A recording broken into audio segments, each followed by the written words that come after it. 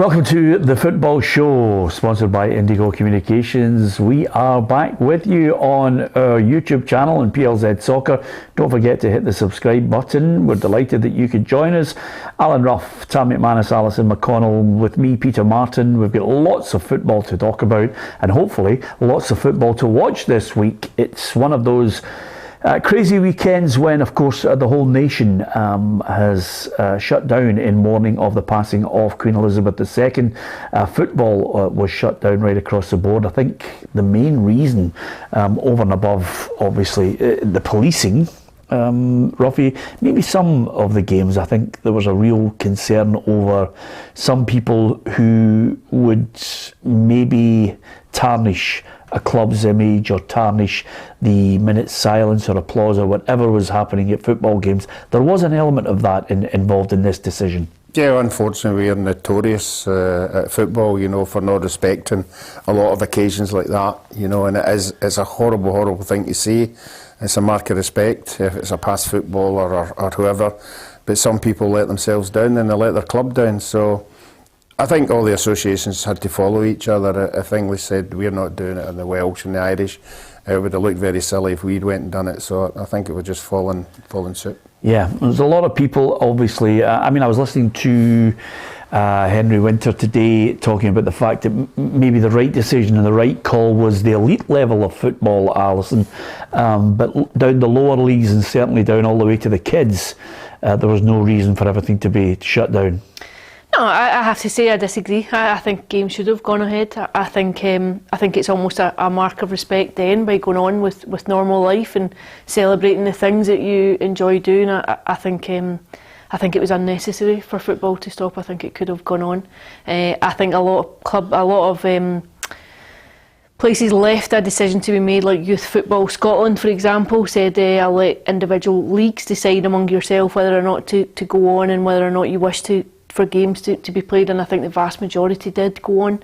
And for me, I think it was unnecessary. I think we could have had games going on. Yeah, strangely enough, and I'll come to Tam on this in a moment, but because of the nature of the way the society has gone, there's possibly a lot of people who would have had their democratic right to say, yeah, we want to play the game, but then were absolutely living in fear of the repercussions of this kind of a mob agenda if you don't toe the party line on things. I don't think there's any doubt about that. I think it's almost like policing it to make sure that everyone is toeing the line, and I think we could talk about that for the entirety of the show if we wanted to. I think if we wanted to get political on it, we could have a fairly interesting discourse on those matters, but I think the decision was made. I think Scotland in part hung on to see what was going to happen south of the border and then followed suit. Yeah. Hugh Scott, who's always kind of measured in his approach to this, says, afternoon guys and Alison, not surprised the games were cancelled. Whether it was right or wrong can be argued either way, I suppose. And that's the thing about it, you know, there is this suggestion, you know, from right across this panel here, that you can see the point of maybe the elite football. I think the greatest thing about it would have been the fact that some people can't pay, respect to it, and some people whose democratic right may well be not to want to pay respect. But I always think if you can't say something positive, don't say anything at all. You know, but that doesn't happen here. No, you know, and I'm not just talking Scotland. Yeah, and I think Ruffy's right. I think we were waiting. I think Scottish football was waiting on down the road England. I think they were waiting on their decision. I think if they'd have played, I think we'd have played, and I think once England made that, you know, decision that they were cancelling all the games at elite level, then the SFA were always going to follow suit, because if they didn't, as you said, the repercussions in this country, minutes silence, whatever, would have been huge. I still think that's a problem that's going to come this weekend, Tam. It's going to come this weekend. I've seen today that there's going to be a minute's silence or playing the national anthem at some of the games. So, listen, good luck with that, because I think I mean, honestly, Ruffy, with all due respect, I mean, everybody does have a I mean, he's laughing about it, but I look at that whole situation. As soon as I read that, I thought to myself, now that is fraught with danger. I mean, look at the Hearts fans, the video. Now, whatever people's perceptions are, rightly or wrongly, of certain clubs, that was, it just suggested to me a really divided group of supporters on the announcement of the Queen's death at that European game, Alison. Yeah, absolutely. I think that's the danger. I think football fans are reflective of society as a whole. I think most of us, would be fairly respectful. I think very few of us would be unkind or have something to say about individuals.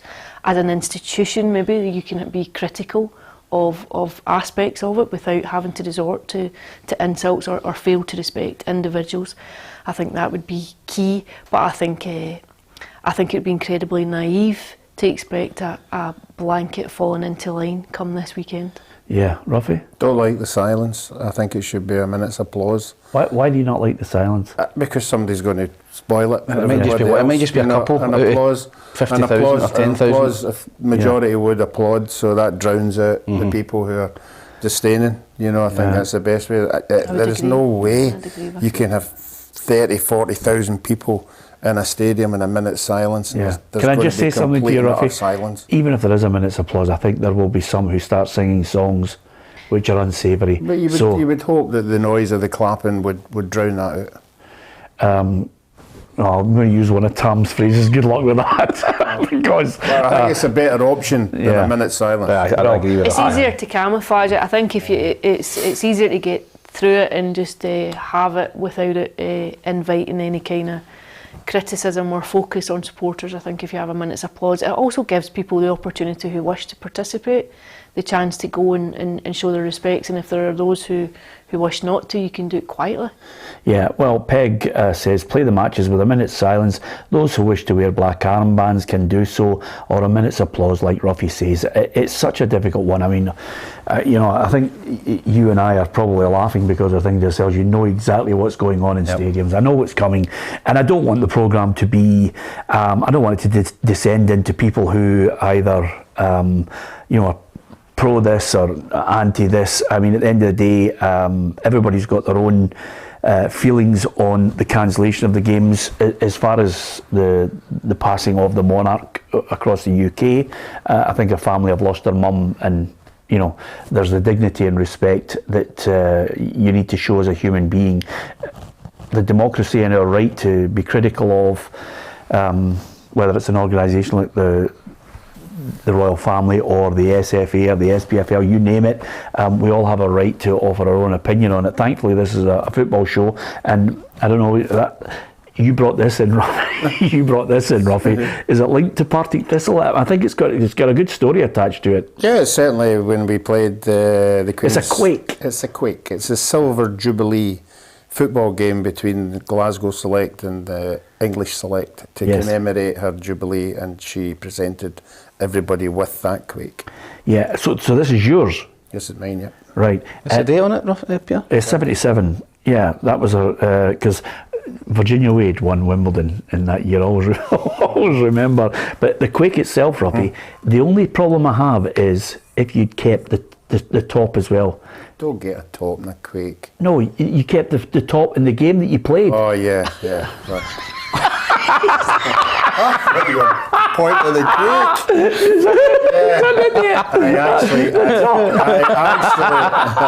I actually, let me tell you what I did with the top. I think you're pointing at the quake. I actually gave my top to one of the disabled people who were at the game after the game. Oh, that's killed that joke then, isn't it? Oh, that's brilliant, Ruffy. No, there was a wee boy in that area, and he asked me for the strip, so I gave him it. Oh, you're a big softie. That's fantastic. Could have made yourself 12 grand if you'd auctioned it now. But nevertheless. And A. Don says, I was at the game at Hampden. Kenny Dalglish was the captain. Yes, there is a photograph of Kenny.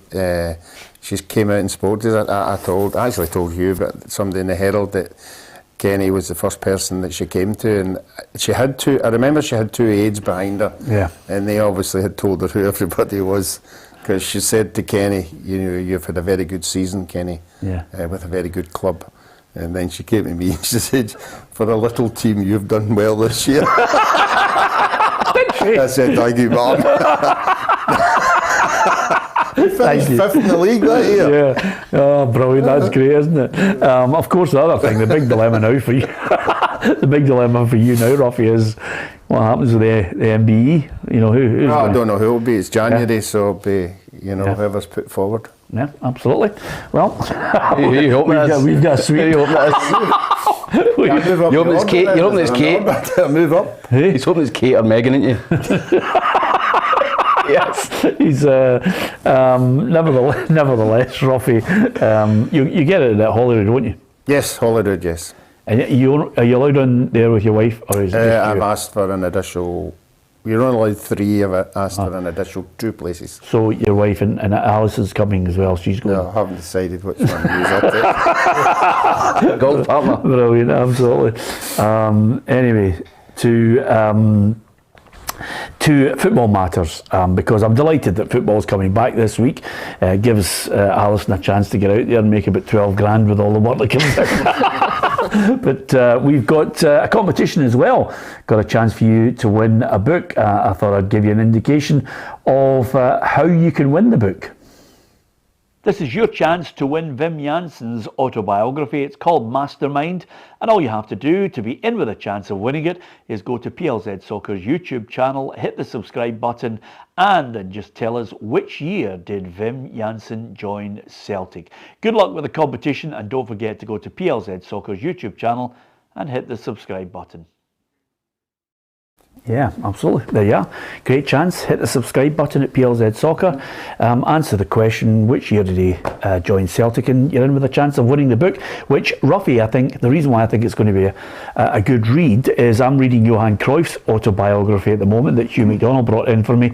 And he highlights the quality of Wim Jansen because he was a fantastic player for Feyenoord and the Netherlands. Yeah, he was one of these sort of, how can I describe him? He was always in there, Tough tackling midfielder. Tackler, and a wee bit like Neil Lennon, sort of a destroyer, breaking up the play and letting the really, really good players, take over, which Holland had a lot of that time, fantastic players, but he did his bit on the park and very well respected over there. I mean, Murdo always tells us when he goes over that he's an absolute legend in Holland. Yeah, and of course, to be able to, in a 10-month period, totally transform Celtic and etch himself into Celtic's history, Ali. Yeah, he's got a very particular place in the Celtic history books, I think, forever revered for delivering that title and just the magnitude of that championship and everything that rode on it, as you saw a few seasons back when Steven Gerrard done the same at Ibrox. I think it's a campaign that carries its own particular and unique weight.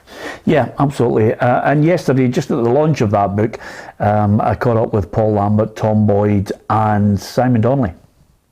I knew he was what he was. I knew he played with a great Dutch team and things like that, but when you actually go into it and you read his honours and you read everything that he'd done, I thought, wow, that's pretty impressive. I always think the biggest compliment that I've read was from Johan Cruyff himself when he says that he wouldn't have been the same player if Wim Jansen wasn't playing behind him. There wasn't too many raised voices in the dressing room and trying to keep that calm as well, and I think that was his personality. You've seen him in a football part as a player. When you look back now and seen the style of play, it was about trying to be calm in that midfield and organising things, and that's what he was like as a manager. Obviously, stopping the 10, Peter, really significant season in the club's history. I was just speaking to a couple of the guys there, what a footprint to leave on the club for a guy who was only here for one season, but some marvellous memories. Yeah, the strange thing about it, Tam, is like many great managers down through the years, they don't overcomplicate it. I remember sitting down with so many, of players of that and the players that played under Walter Smith's 9-row side, and the manager didn't, less is more. He didn't need to flood you with things. He just gave you significant things that would maybe be happening in the game and what your role was. Yeah, I think if you've got quality players in your team, you don't need to overcomplicate it. I think they know the game, and Celtic had a good squad. He signed well, obviously Henrik Larsson, as the main one. And who can forget his assist for Chick Charnley at Easter Road? Yeah. And I was at Hibs at the time. I was only 16. I was only on the door on the ground staff, and I cleaned Chick's boots. And Chick obviously scored the goal, and he was, after the game, I says, Chick, give your boots. Aye, no, I'm taking them home. So he took the boots home that he scored the goal with, against Celtic, and I never cleaned them. I never seen them again. So he's probably framed them or he's sold them. Yeah, one of the two. Yeah, well, I have to tell you, it was a belter of a goal, Robbie, wasn't it? Yeah, it wasn't half. You know, I mean, right away, you know, any other player who'd done that in one of their first games would have been etched in the history of the player, but Larsson did so much. No, after that game was just out the window. Can you imagine social media now? Who's that? He's a diddy. Get him back. Get him back. Get him back to Holland. Yeah, he's rotten. Well, I have to tell you, by the way, Alison will confirm this. Wim Jansen, after 2 games, I remember, because I was working at Radio Clyde, they were calling for him to be sacked. Yep. He did a really difficult start. It was a very turbulent start for both of them, only the fact that both were dropping points. But I always remember, I think one of Henrik Larsson's comments, and to someone who also worked alongside Henrik and interviewed him, he's just really dry. He said one day, I made Chick famous for 5 minutes. Yes, absolutely. It's not a bad 5 minutes to be made famous for. If you have just joined us, it's the Football Show. We're back with you. Football is returning. This is the statement from the SFA regarding the decision to bring back the football, following confirmation of the postponement of all fixtures in the professional game across Scotland last weekend. As a mark of respect for the passing of Her Majesty Queen Elizabeth II, we can confirm the intention for the professional game to resume as normal. Fixtures will go ahead, subject to Police Scotland resourcing, with the caveat that any fixtures under the professional banner be rescheduled if they fall on Monday, September 19th, the day of Her Majesty's funeral. As a mark of respect and in keeping with the period of national mourning, home clubs may wish to hold a period of silence and or play the national anthem just ahead of kick-off, and players may wish to wear black armbands. It's all open to choice.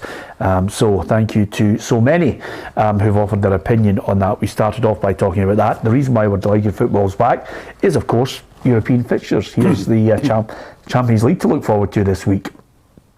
And the fixtures involve Celtic and Rangers. There's Victoria Pilsen against Inter Milan, Sporting Lisbon Tottenham, Liverpool against Ajax, Bayer Leverkusen Atletico Madrid, Porto against Bruges, Bayern Munich Barcelona, and Marseille against Eintracht Frankfurt. That's all the Tuesday games. The Wednesday games, AC Milan, Dynamo Zagreb, Shakhtar Donetsk against Celtic. Our reporter Kerry Pollock will be out there for that. Real Madrid against Leipzig, Rangers against Napoli, Chelsea against Red Bull Salzburg, Copenhagen against Seville, Man City against Dortmund, Juventus Benfica, and Maccabi Haifa against PSG. So that's the games on offer. Rangers have moved their game back, Ruffy, because I think, again, police resourcing may well be the driving force in this one.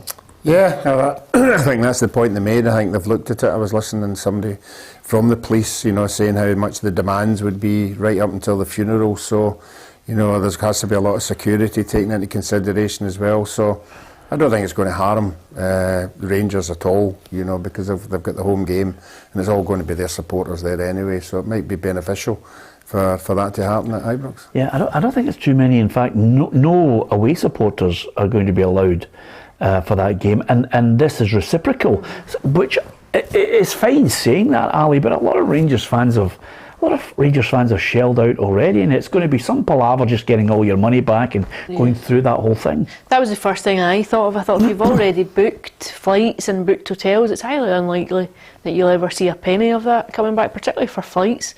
Potentially a hotel might, if it's a chain, they might give you a credit to use elsewhere or in another city or for a different time, but I think it'd be very difficult, and I think probably you'll find that it's one of the more accessible trips in the group. I think you'll find that people might have signed up for it already in fairly decent numbers. I think there'll be quite a lot of disappointment about that. Yeah, absolutely. Of course, a lot of supporters have been saying that they've booked their trip for Naples, hundreds of pounds out of pocket, booked their time off work as well. You can't go back the way on these things, Tam. It's very difficult, problematic. No, it's a shame. As you say, as soon as that draw was made, the Rangers fans would have been on the internet to try and get the best deals, cheap flights, cheap hotel. As Ali said, there's been a lot of them. Huge stadium over there, so I think it's disappointing for them, and there's nothing worse when something gets cancelled and you're trying to chase somebody for your money back. Yeah. It can take a while. And it's the same for the Napoli fans, I think, coming over to coming over to Ibrox. You know, a lot of them would have fancied coming over to Glasgow on a trip away, and they're a well-supported big club as well. So I think it's disappointing for both clubs. I'll tell you one thing, that's a great thing about it. I don't know about you, but if you were a boy travelling to these games to support them, there's nothing better than fans being able to go and buy the Napoli top. They would have wanted to buy Diego Maradona memorabilia till it's, till the cows come home. I think it'll be the same as what usually happens. Fans will go.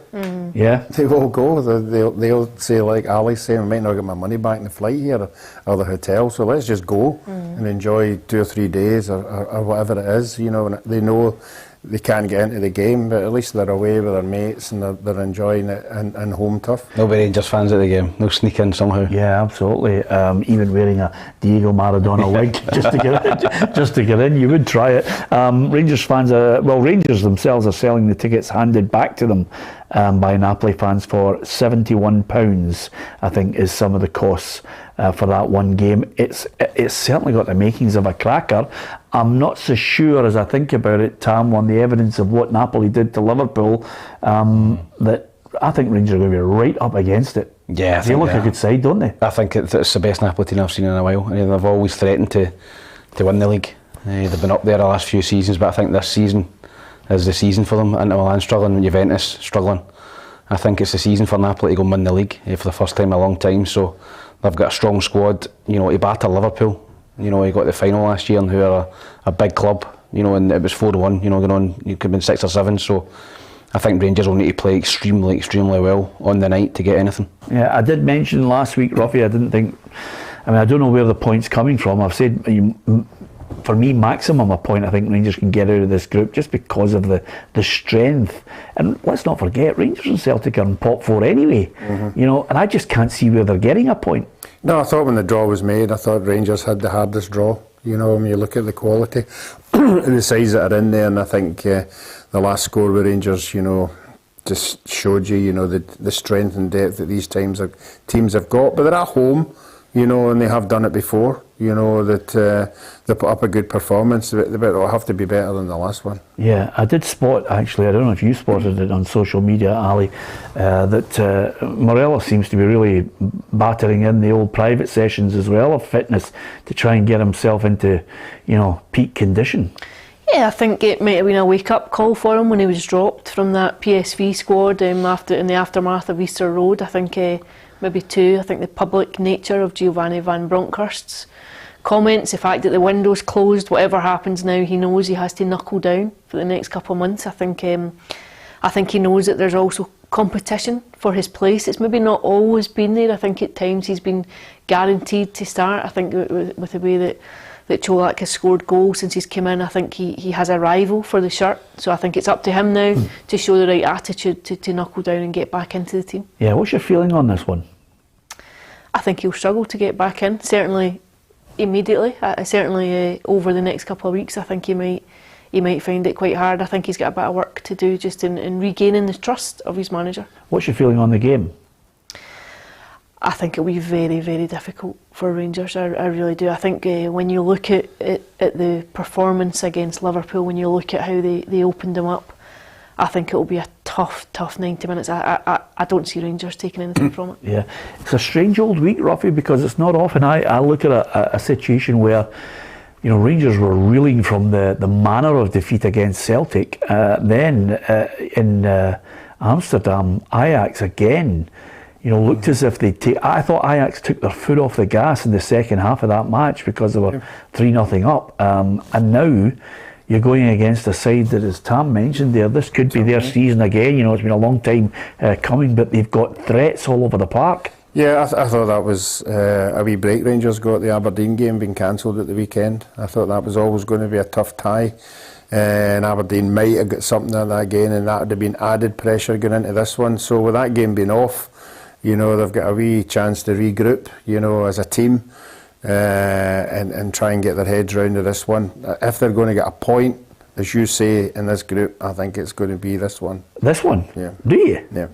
Wow, I, if anything, I'm looking and saying to myself, potentially a point, and I'm being overly optimistic, would be Ajax. I don't see it home and away with Napoli or Liverpool. I think it's got to be tough for Rangers. I think the fans have got to play their part. I think they always do at Ibrox. You know, in big European nights, Rangers can get the first goal. You know, it's a difficult place for anybody to come and play. So I think that Rangers are capable of getting a point, but I just think Napoli have too much quality. Where's that point coming from? I think it's easy to target something on paper, but it doesn't work like that all the time. They might go and get a point at Anfield, and they might get beat at home. You know, from Ajax and Napoli. You don't know, but I think. What's your gut feeling? You think they can get a point? I think they can get. I think they can get points. I think they can get points against Ajax and Napoli at home. So I think they can. I think they can get a draw. I think they can get a point. I do. I think that they can get a point if they can get the first goal. You know, and get the crowd behind them. Then I think they can be competitive at home in the Champions League. Yeah, I'm not so sure for either of them with regards to this step up. If anything, I mentioned last week that I think it's more feasible for Celtic to maybe get more than a point. Whether it's enough, you know, I know the players yesterday were looking and thinking to themselves, well, they'll be looking for second, be great if they get third, but it's. I don't think anybody saw Shakhtar Donetsk dismantling Leipzig. No, and I think what you would have to say is when you look at the recent form, if you look at and analyse Celtic and Rangers and the Champions League performances across the last 15, 16, 17 games. They've all been at home. But there are very few points that they've taken. There isn't any evidence there to encourage a school of thought that either will even finish in third. If you look at the evidence of what they've been exposed to in Champions League football in recent seasons, I think what you're saying is there's an element of optimism that they may go and acquit themselves quite well. Tam's talking about having the benefit of a home crowd and maybe that working in their favour. I think the quality of opposition is too much for them on Wednesday night, and I think Celtic might find the same over the course of the campaign. These are very, very good teams that you're up against. Teams that have invested heavily too in terms of the resources that they have, the players that they've brought in. I think it has a potential to be gruelling for both of them. Yeah, I agree with you, Ali. Paul Lambert yesterday talking to me about this tie was equally worried about Shakhtar Donetsk. Shakhtar's a danger because people think it's only Shakhtar Donetsk. We'll turn them over. It's a dangerous game. I think Celtic, if they come back with a point, if they come back with three, it's a brilliant result. If they come back with a point, take it, and then hopefully you can take Leipzig here. Yeah, that's an interesting one, Ruffy. Paul's attitude, come back with a point, it's an amazing result. Come back with three and you'll be doing cartwheels. Yeah, a point would be very, very good, but as I've said on numerous occasions, Celtic haven't proved to me that they can go away from home and get a win. So a point would be good. You know, I think defensively they're still. I thought they were going to be tested against Rangers, but they weren't. You know, so I think this will be a European test for them. If they could come through without getting beat, I think it would be a bonus. Yeah, I like some of the messages that are coming in. Robert says Rangers are more than capable of getting a draw at home. Michael Ross says Shakhtar will not be easy. Everybody calm down. So calm down, everybody. That's what Michael's saying here. Gallant says I think Shakhtar will beat Celtic. And then Peg says there's Real Madrid and then there's the rest. And I think that is probably the most sensible aspect of this whole view on Celtic's group, although they've suffered a blow, Tam, with, of course, the loss of Starfelt. He's out for a month. Yeah, that is going to be a blow because, he's done well for Celtic. I think he's been pretty solid. He's been part of a defence, that's kept a lot of clean sheets. Obviously, the German lad Jens will come in and take his place, but you want as many players as you can, available to you. But I think that any point that Celtic and Rangers take away from home in the Champions League will be a great point. It's if your home form is going to get you through. If you can nick a couple of wins at home with that big crowd behind you, but away from home in the Champions League, it's a totally different kettle of fish when you're playing quality. And anything that Celtic and Rangers can take away from home, I think would be great because I think they're going to pick the majority of the points, if any, up at home. Yeah, and it's at Legia Warsaw's ground, so you would imagine that Artur Boruc will be in the Celtic end. I'm sure he might get along. I think it will be a difficult night for Celtic. I know it's maybe a bit different, the fact that they're playing the game in Poland and what Shakhtar have gone through over recent months and the turmoil that's affected them. But I think I'm curious to see again how Celtic. I think we know how Celtic will play. I think you saw it last Tuesday night. They're fairly open approach. By the way, it's funny you saying that, Alison, but for that 60 minutes when they didn't have the ball, you know, we're all hypercritical of the man. I know he's on our case with it, the manager.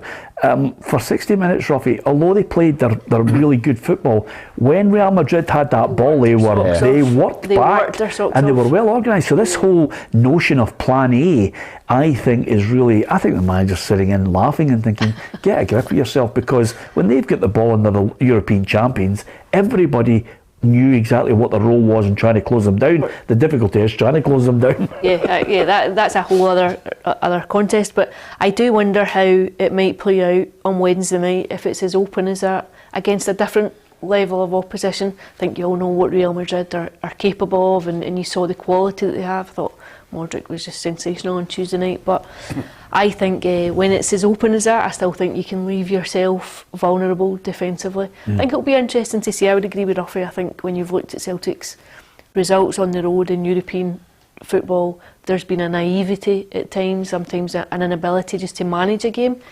I think the difference between last season and now is the depth of squad. I think maybe when he's making changes within a game that he has almost like for like in terms of quality coming in. So it'll be interesting to see whether or not they can go and compete on that front. If they do, I think a point would be seen as a pretty solid result to come back with. Yeah. I think when they're away from home, they've got to have a different kind of midfielder. I think they've too many attackers in midfield. Yeah. Well, this is why I think this is why maybe in the next couple of weeks, Ruffy, the boy Abelgard, he will come in because he's tall. He's a terrier in there. You're looking at Hatate, Yeah. you're looking at McGregor, and you're looking at Riley to a certain extent. They all like going forward. There's no a bank of anything in front of the back four, so there's nobody protecting them because they're all attacking. You know, and I'm not talking about he needs to have a plan B or a plan C. Just shows you can defend. Yeah. So I don't think Rangers are going to get anything against Napoli on Wednesday night. I don't think Celtic are going to get anything either. I think it's Shakhtar Donetsk 2, Celtic 1, and I think Napoli will beat Rangers by a couple of goals. What about yourself, Ruffy? I'm going to go 1 each, Rangers, just because of the home advantage, and I think the players will still be hurting for the results that they've had. And generally, when you get players like that, if they're all united together, they usually put it and get you a fighting show. I think they will do. The Celtic one, I'm not too sure about. I keep saying this. I'd love to see them coming back with a draw, but they have to defend better than what they did. I know they put up a good show at Parkhead in the last game, but some of the goals were poor that they lost. Yeah, so? I'm still optimistic, 1 each. One. Both of them. Both games, 1 each? He's just said he said 1 each for Rangers Napoli, and then just kind of a negative, and suddenly finishes off with 1-1. Ali? No, I think Napoli will win at Ibrox, and I think they'll win comfortably. I'll say 3-0, and I think Shakhtar will win 2-1. Wow, that would mean that you're predicting that Rangers will have lost 8 goals with no reply in 3 games. I think Ruffy made the point that about the game being off on Saturday at Pittodrie. I think it would have been a reprieve at times for a Rangers team who really were under pressure, conceding 8 goals across 2 games. I'm sure they'll have maybe had a team meeting. I think there'll be conversations that have been had about the manner of the goals, the cheapness of the goals. I think much was made of the lack of running, Ajax running the extra 6k last week and covering more ground, maybe the lack of fight. But I just think Napoli look like a formidable outfit this season. I think they look remarkable. I think much will depend, as we always talk about, the first 15-20 minutes. But I think if Napoli get an early goal, they run the risk of running riot. And Celtic?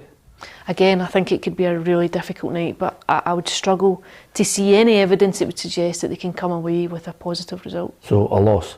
2-1. 2-1. Shakhtar. Okay. I think if the Rangers players are having a meeting, Tam, and Gio's talking to him, and he's had a look at the Napoli game, he just says, lads, we're going to play a 9-1-1. Aye, listen, Napoli have got a lot of quality, but I think Rangers are capable of getting the result at home. I think they've shown in European football. I know, listen, Ajax was a poor display, but they've not many over the last. I think you've got to cut them a wee bit of slack. They've not many over the last 2 seasons of results like that. Rangers, I know they're up a level to Champions League, but I think at home they can get a point. Celtic, I think, are capable of getting a point as well. So I'll go for both of them to get something out of the game. I'll go for 2 draws as well, but I think Celtic will be 2 each. And I think Rangers will be maybe 2 each. So, Ali, it looks as if me and you are the prophets of doom. That's exactly what I was thinking. And of course, Mr. and Mrs. Optimistic here. Okay, we shall see. Listen, I hope you two guys are right and there's a positive result for both sides, but I can't see it. And on the third one, can I just start by mentioning that I would like to pass on behalf of everyone in the football show our condolences, thoughts and prayers to Chris Robinson's family, who sadly passed away. The obviously the former chairman of Hearts. As a reporter, I think from my own point of view at Radio 4 Trophy, I always found Chris a very sociable, amiable guy. I loved the Hearts. If I was being totally and utterly honest about it, I think there's a few Hearts fans down through the years who need to have a long, hard look at themselves and the way that they heavily criticised them. And sometimes it's the classic, be careful what you wish for, because in 2004 in came Vladimir Romanov and absolutely wrecked that club. So, you know, Chris Robinson, I think, had the club at heart, maybe didn't have the finances to do it all. Couple of things that he might have looked back in his tenure with that he thought he had regrets. I know when the fourth Hearts player was sent off against Rangers and he wanted the entire team to come off because it was getting a bit ridiculous. But I think Chris was one of those people who had Hearts in his heart. Yeah, I think he was there long enough to get the drift of what it was all about, to be a leader at a club like that, you know. And I only met him through the Scotland games, you know, because he was part of the organisation with the SFA, you know. And any time I met him, he was a really nice guy, and that's all he talked about was Hearts. Yeah, you know, it is a case of be careful what you wish for, because, you know, he was trying to back the managers, you know, as much as he could. Jim Jeffries, you know, and a mixture of an ageing side and bringing in the youth. But sometimes the fans' expectations, and when they hear of a multi-millionaire coming from Lithuania.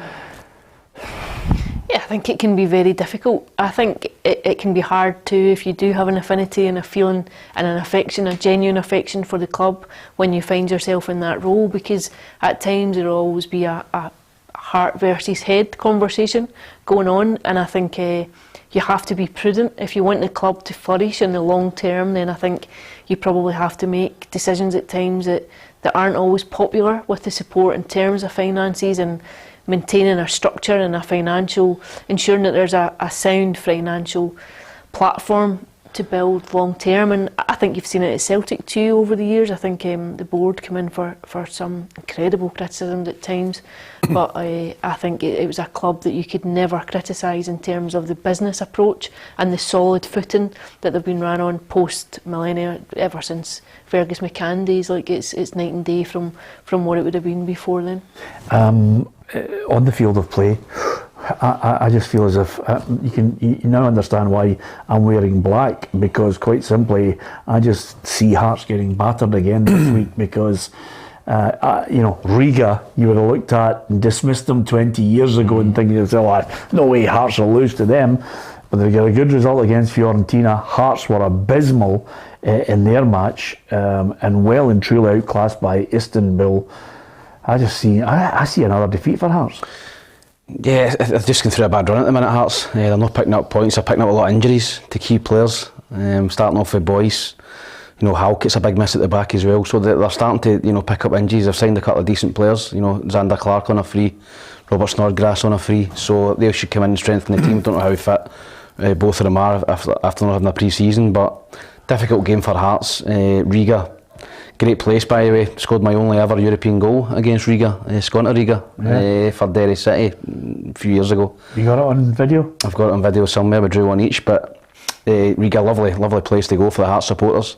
Nice place, you know, and they were looking to try and get a result, because I think if you look at the 4 teams in it, I think that's Riga's the one that you're thinking for Hearts, home and away, they're going to be competitive and maybe get some points against, because against Fiorentina home and away, and you've seen the strength of Istanbul, I don't think they're going to get any points off of any of them. So I think this is their opportunity to try and get some points on the board and not, you know, finish bottom with no points. And Ruffy, you'll be well aware of this. For Tam, who's mentioned here, he's got the goal that he scored against Riga on video. If you get the little cotton buds and you clean the heads of the Betamax recorder, you could maybe still be able to see the goal. And 2009. But it'll be grainy. Did you have a Betamax, Ruffy? Oh, I had a lasting memory of Roon and a guy. What was the big 8-track? No, you had. Is it an 8-track, a big thing? What? It was a big 8-track thing. Yeah. Was this a musical? A musical, a big 8-track. So it's nothing to do with Betamax video that Tam's not. I was at a party. Just when you said I was at a party and somebody said to me, that's sticking, you want to go and sort it? And I grabbed the tape and I just kept pulling it. Then I decided just to bin it. Don't invite Ruffy to your parties, Ali. Okay. For many reasons. Yeah, absolutely, for quite a few. Never mind 8-track tapes.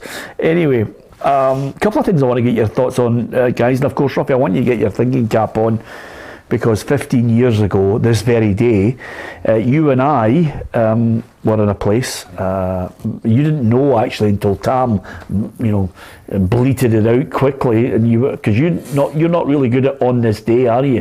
No. So we'll talk about that. 15 years ago, you and I were in the same place, witnessing a little moment of magic. But we'll talk about that a little later on, because Ali, is there any great rush for United to get the manager? It's now looking as if Liam Fox is the front runner.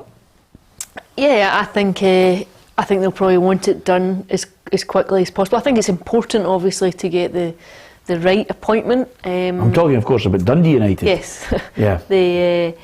I think he had that one game. He's the game against Motherwell. So far, I think he would probably have been disappointed at the weekend not to have had another game. It's almost like an addition, isn't it? He saw it with Stevie Hamill earlier this season at Motherwell, an opportunity to go and take the team and put out a side and basically showcase your credentials for the job. But I think they'll probably want to get it done sooner rather than later. I just wonder about the finances around that role now, and whether or not it really has to be an internal appointment. Yeah, I was reading, some people just saying Duncan Ferguson was pie in the sky as a hope for them. Kevin Thompson's still out there. You've got to look at other potential managers, or is it just a case that they'll be looking at their finances and thinking, listen, we're going to have to appoint Liam Fox? Yeah, I think they're going to appoint him. I think that a hefty payoff for Jack Ross. He wouldn't come in on the cheap, so they've paid him off. It's a club that's losing a lot of money, to be honest, and the owner is putting in a ton of money, and I don't think he wants to bring in another manager and give him a big budget. I think Fox is already in the club. He knows the players. He's a cheap option, and I think that he'll get it. And it'll just be interesting to see in his interview what the Fox says. Yeah, absolutely.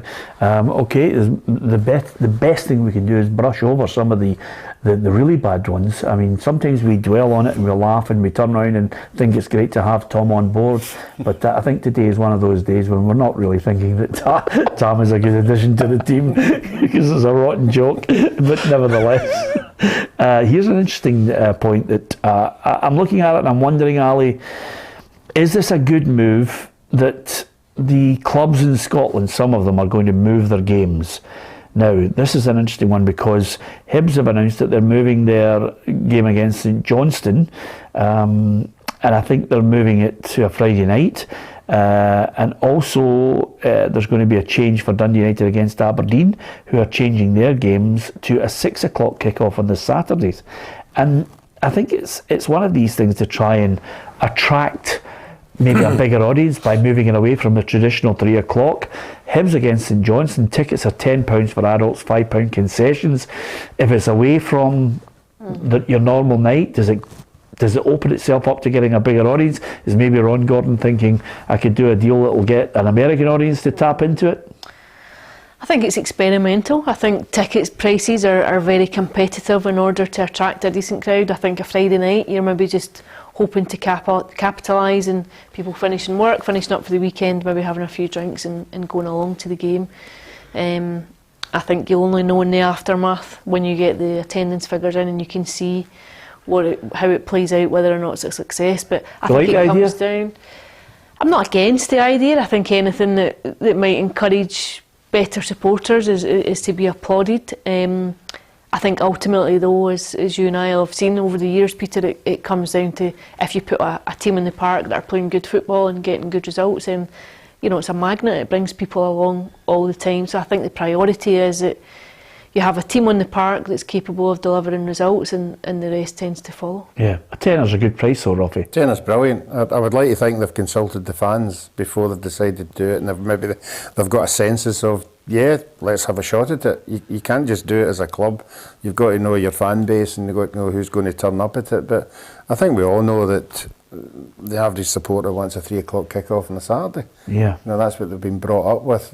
You always have to try something, and it'll be interesting to see if it works. I think the £10 will work, compared to, I think it's 25 or 30, but it is. So yeah, let's see how many they get. Yeah, absolutely. 6 o'clock at night though, for Dundee United Aberdeen. Does that work? I think 6 o'clock's a funny time. It is a funny one, isn't it? Finishing work and stuff, have you got enough time to go and get into the game? I think it's interesting you saying the American thing. What's the time difference there? When would that be? 5 hours. 5 hours. Depends what Yeah. part The thing of America. exactly. It's a bit of a country. The thing about the American thing is on a Friday that you'll get probably more viewers, I think, in America, because a Saturday is traditionally college football, college American football, and then Sunday's NFL, and you've got so many. You've got the NBA, you've got the baseball. So I think that the American owners were thinking to themselves, we can play this on a Friday. You're right, you just mentioned it earlier, you could maybe get more viewers back in America because there's maybe not as much on a Friday evening or Friday afternoon than there is on a Saturday and a Sunday in America. So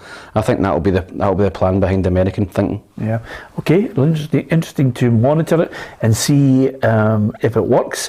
But everybody's trying everything. And remember, by the way, this is per head of population the most fanatical nation you could possibly think of across European football. Scottish fans will turn out for football, so fingers crossed this starts to bring even more people into our game. We've got international football coming up as well. Alison, Andy Robertson's out of the Scotland squad. He's going to miss the game against Ukraine, Republic of Ireland, could miss Ajax and Rangers as well. So it's a bitter blow for Liverpool. Yeah, I think it's disappointing for both a club and country perspective. I think you know how pivotal and how key he is to both. I think Scotland took a while to find the balance of an Andy Robertson and Kieran Tierney in there on the left hand side, and I think when either go out, I think you do tend to notice it. Liverpool maybe, I think, will also feel the loss of him. I think it'll just be a case of trying to get to the root of the problem and then get him back as quickly as possible, going into the kind of crunch winter period. Yeah, of course, this is, never mind crunch winter period for Andy Robertson, crunch winter period for Liverpool, because people are starting to look. I'm hearing people. I don't think it's on the cards for the Liverpool board to certainly see what Klopp has delivered to the club. Some people are thinking he's not beyond getting the sack. Who knows? But certainly on the evidence of what the team are producing, there's something wrong at Liverpool at the moment, and Jurgen Klopp wants to get to the bottom of it. Well, 4 or 5 days now of absolute truth. So we didn't hide anything, we didn't hold back anything, there was no need for that. We just said how it is, but not to knock the players down or whatever. No, just to make sure where we are now after this game, this is the starting point for us. And now we have to make sure that we sort the problems again together on the pitch. The old team gets together and everybody decides, no holds barred, I'm going to tell you what I think. I've been in a few of them. I was just about to say, who's going to stand up and say, listen Virgil, you're too high and you're too slow when they're putting the ball in behind us now. You're not as good as you once were. I think that those kind of meetings, you're fired up, you're going to say what you're going to say, right? Who's going to, right, come on, this is your chance, and people just cut up into a ball. So there's not a lot gets said in the meetings, but you're right. I think Liverpool, they seem to be playing this crazy high line, and the teams have sussed them. They're sticking the ball in behind them, and Van Dijk's been miles off it. I know he doesn't like the same player, so they've got issues at the back. But going forward, I still think they'll score goals, but they've got to sort themselves out defensively. Yeah, what a game it's going to be, Ali. Liverpool Ajax at the best of times is mouth-watering, but the way Ajax were playing, they show no fear, and Liverpool, they just don't seem to be able to get it together. Nunez is going to take a bit of time. Thiago's been injured as well, and you're looking at the other players and you're thinking to yourself, can they suddenly click into this system and play it? Yeah, I think they've looked a bit more fragile at times this season than they have previously. I think confidence-wise too, you wonder what the after effects of that result over in Italy are, about how you come to terms with a defeat of that magnitude, because it's not obviously something that Liverpool have been overly exposed to of late. But yeah, it's a huge game, and I think almost even despite the fact it's so early in the campaign, you sense a pressure around it. You sense a bit of pressure in Liverpool. So I think, I think they'll be desperate for a positive result. But I think if Ajax, it's obviously difficult to ascertain the level of performance against Rangers. I thought Rangers were particularly poor. I think you'd maybe expect Liverpool to put up more of a fight, but if they play the same way, I think your money would probably be on Ajax. Yeah, interesting to see how that all pans out as well. Good to know that managers sometimes just can't help themselves. They don't change, if they are volatile and they're prone to having a go, they usually do it no matter what club they're at. And good to see Neil Lennon has blasted a journalist over in Cyprus because he's not having any criticism of the desire of his team. They're still joint top in the league and they've been hammered in their European Conference match. But other than that, he's had a go. He's caned one of them. I love it when Ali and I have seen it many a time. If there's a journalist that's getting caned, there's just that moment when you just move your seat a wee bit over and you let them take the full force of the manager turn. I think that's probably why the fan media wasn't allowed in at Celtic when Lennon was the manager. I imagine him, some of the supporters asking him questions. But that's just the way he is. He's passionate and he's going to try and defend his players. They've been going well. They won the cup last year. They had the one really poor result against, I think it was Sheriff that beat them at home. And somebody having a go at him, so I don't think Neil will ever change now. That's just the way he is. Yeah, absolutely. We're almost at an end. Thanks to so many who have obviously mentioned about the game's been back on. They've got their own opinion on it. A number of people are mentioning about the chances of Celtic, Rangers and Hearts getting a positive result in Europe. Don't forget, hit the subscribe button. You can join the football family. We'll get more and more people joining us as subscribers, and they're downloading the app as well to get all the breaking football news. So we're absolutely delighted that you're following us. Some people have moved from the television, realising we are here permanently Monday to Friday live, and it's 24/7 on PLZ Soccer. Ruffy, as you well know, people can get their news at any point. And also we like to talk about wee bits of football history. You brought in your Quake today, and 15 years ago, Ruffy. Hey, I'm just can't haven't got the top for it. And 15 years ago, Ruffy, you and I were heading to the Parc des Princes. I actually remember it's clear as in the stadium. You were about maybe 10, 12 rows in front of me. Yep. And when that goal went in, my immediate reaction was, "There's somebody lost the plot down there." Now, I thought after about 80 minutes of non-stop getting battered, I thought I was fairly on the mark about James McFadden. You can judge for yourself. Thankfully his voice broke. McFadden drags it down now, long way out. Oh, what a goal! What a goal! What a goal by McFadden! Magic from James McFadden! He's a genius again for Scotland! They've been suckered in the Parc des Princes! James McFadden from 40 yards into the roof of the net, picking out Landreau. France 0, Scotland 1! I thought I was feeling reserved. I mean, his voice is broke now. I encapsulated everything there. I don't, Ali. I mean, that's how you get excited about a team that have been battered and then you beat them. Well, it's a monumental piece of Scottish football history. That's for sure. You have your own part in it. It was a great night, wasn't it? You went to New York and got an award, didn't you? We won the gold medal. It was the equivalent of the Oscars for all right across the globe, and my wife and I flew out to New York, and there's a great tale about it. Two things that happened that I think will bring a smile to your face. Yep. You have to go up and make a speech in front of all these people from all over the world. And I just basically said, it's a great honour.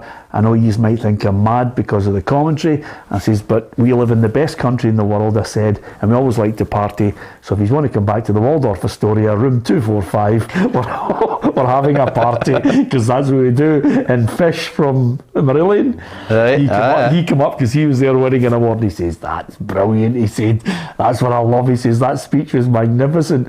And then about maybe a year later, Ruffy, I'm in a supermarket, and a woman came up to me and she said, Peter, I want to thank you for the McFadden commentary. And I said, oh, thank you. Did you enjoy the game? She says, no. She says, I want to thank you because we've got a kid now.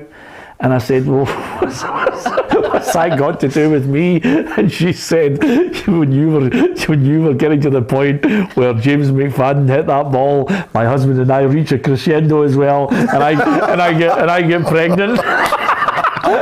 And I automatically thought, oh, that's unusual. Didn't expect that. But nevertheless, if you're going to get there, there's nothing better than a 40-yarder. So the school is allowed to shoot. It was rather unusual, but nevertheless, what a game, Tam! It was fun. They had so many great players. That was when we beat them home and away, didn't we? Yeah, we mugged them at Hampden. That's right. And Thierry Henry looked right down the camera after the. We'll see you in Paris. That's right. And automatically, when he said that, I mean, I was only watching him say it, and I thought, even I'm scared and I'm only the commentator. Yep. And by the way, Ruffy, I've never seen so many players throwing their body on the line in that 18-yard line. Everybody was just throwing themselves at any time anybody had a shot. Gary Caldwell was obviously playing that night, and it was just at the end. It's just one of the games. You know, you get battered. But we've won, who cares? It was fantastic. Another great thing about it, Ali, I'll never forget, is the fact that they announced it as a France home game, but as ever, the Tartan Army had managed to wangle tickets for every area of that ground. That's what they do. Yeah, and I think you'll see the same this week, I'm sure, at Napoli. I think Rangers fans will do the same. I think guys that have booked tickets to go by hook or by crook will find themselves in the stadium. I think it's what football fans do. I think when you're out all that money, you're determined that you're getting a ticket and you're going to see it. Yeah, absolutely. And when I interviewed James McFadden after the game, Tam, and I said to him, did you enjoy your goal? And he said, I've just spoken to Mum and Dad, obviously not as much as you enjoyed it. Right. Faddy's a Springburn boy, but you've scored goals. Me. You've scored goals like that, Tam. You've belted one like that at Ibrox. Aye. And listen, he'll never score it. He'll probably scored better goals. I don't think the goalkeeper was great, to be honest. I think he threw it in, but he will always be remembered for scoring the winning goal against France away from home for Scotland. Yeah. You know, it's probably one of the biggest moments of his career. Look at Ruffy, he's agreeing. You thought Landry was poor, didn't you? Yeah. He's toy through it. It was shocking for the goalie. It's a mistake. If he looks back, it is a bad mistake for that distance, and he gets a full hand on it. Yeah. Well, we're joined by... Would you have saved that? Would you have saved that? Would you have saved it? Oh, definitely. Yeah, well, we're joined live by Landry now. You can tell him, Ruffy. Alan Ruff, Scotland goalkeeper. No, we haven't, Ruffy, don't worry about it. No, poor goalkeeping? Oh, definitely, I think so, yeah. I think he played after that. Yeah. And he get dropped. By the way, can I just say something to you? If Ruffy doesn't know, he's probably gone on to get another 39 caps. He's just make it up, Ruffy. He just made that up. What? It's as simple as that. Anyway, listen, go on to our social media. You get a chance to win Wim Jansen's autobiography. It was released in the Netherlands, and then, of course, the book was brought over here to Scotland as well. And there's a foreword there by Murdo MacLeod, who played a strong part in Wim's success at Celtic Park. Sadly, Wim passed away, and his family, it was great to see his family over there yesterday. It's a good chance for you to read the book and read about his days playing alongside Johan Cruyff and some of the players in that Dutch national squad, Johnny Rep, Neeskens, Krul.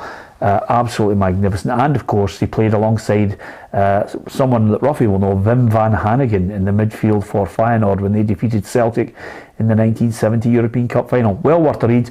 All you need to do is hit the subscribe button, and on this feed, tell us when Wim Jansen joined Celtic, and we'll pick a lucky winner and we'll send the book out to you. Don't forget, hit the subscribe button. Thanks to Tam, thanks to Ruffy, and thanks to Alison McConnell. From myself, Peter Martin, thanks for you watching us here. Hit the subscribe button and join the football family. Good night.